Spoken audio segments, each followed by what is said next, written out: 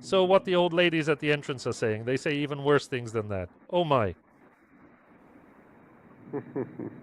If you participated in those events in Crimea yourself and your head is screwed on straight, you should fully understand what was taking place there. It was a total mess. What's not to understand? It was a blatant occupation. What's the confusion? The occupation is understandable. It's crystal clear that it was an occupation. And we all understood that. Everyone grasped that concept perfectly. But other questions still trouble me deeply. Why did we need that after all? Why is this war currently taking place? And honestly, I still genuinely don't comprehend it.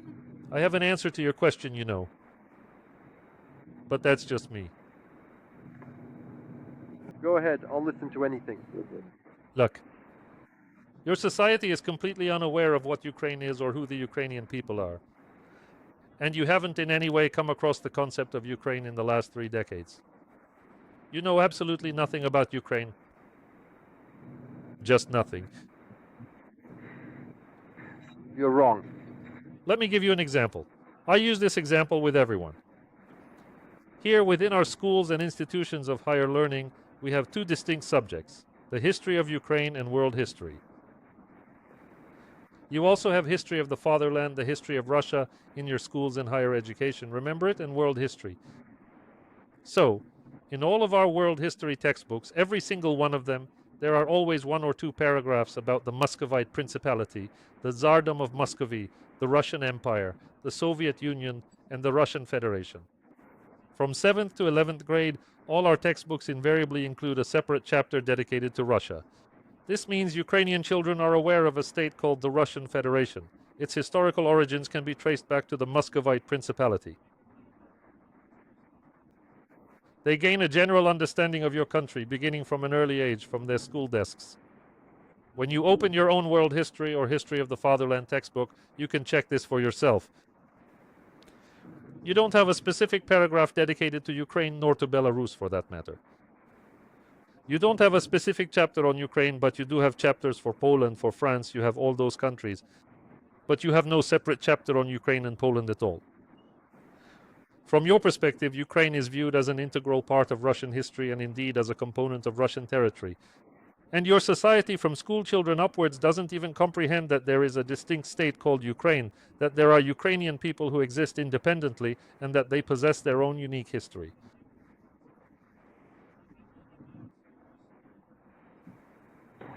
You are told on television channels, over the radio, and other similar things. You hear the word Ukraine continuously. That Ukraine has neo-Nazis, that Ukraine has something else.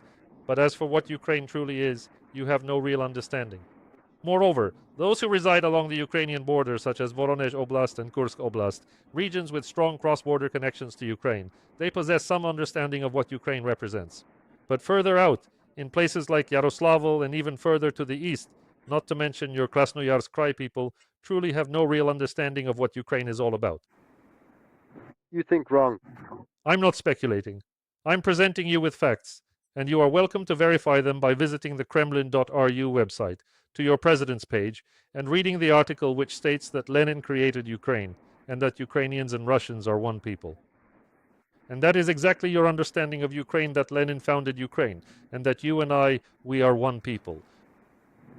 Well, we are Slavic peoples. They live in Europe, my dear friend. What's your name? Stefan. Stepa, there are 15 distinct Slavic peoples living in Europe. Were you aware of that? My grandma. Wait a minute. There are 15 Slavic peoples that live in Europe. Are you aware of this? No, I honestly didn't know that.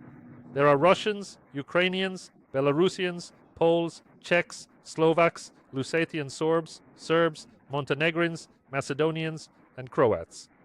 Did I perhaps forget anyone? What's the point you're trying to make? Well, there are 15 different peoples, each with their own distinct languages, unique histories, and rich traditions. So what's your point? But our fathers and grandfathers, they fought against one common enemy. Nazism. We had a common enemy. Yes, Nazism. So what? And because of that, we shouldn't be waging war against the Russian Federation right now, should we? It's not just about not fighting at all. What is this war for, essentially? I've already explained to you what it's for. I understand again how you've explained it to me, but I don't get it personally. I just have these personal sort of impulses, you could say, where I don't understand the point of this fratricidal war. It's like, imagine if it were me, just for example. Are you trying to persuade me? Why are you trying to persuade me? You just need to go to Putin's website and read the article about Ukrainians there, and everything will become crystal clear to you. It's the same situation. I have friends in Ukraine whom I address as little brother or brother, you know? In Ukraine, excuse me, I ask them, hey, how's it going? How are you all living there? Is everything all right with you? Being alive and healthy, that's the main thing, isn't it? And he says to me, brother, I'm doing well. We're athletes. We don't have a nation at all. I personally don't quite understand the concept of what a nation truly is. Seriously? Just a moment, my dear friend. And at the Olympics, when athletes compete, whose honor do they defend? Is it their personal honor or that of the nation?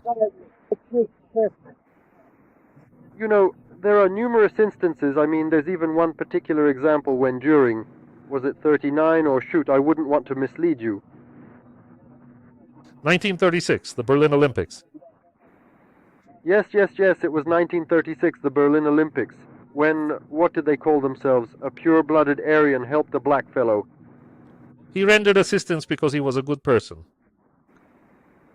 That's exactly what I'm saying. It makes no difference to me who stands against me, you know?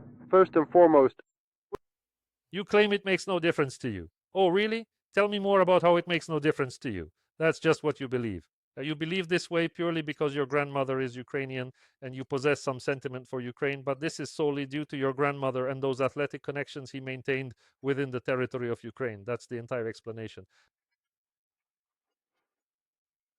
But your society had no idea what Ukraine was, and they still don't, and they don't want to know.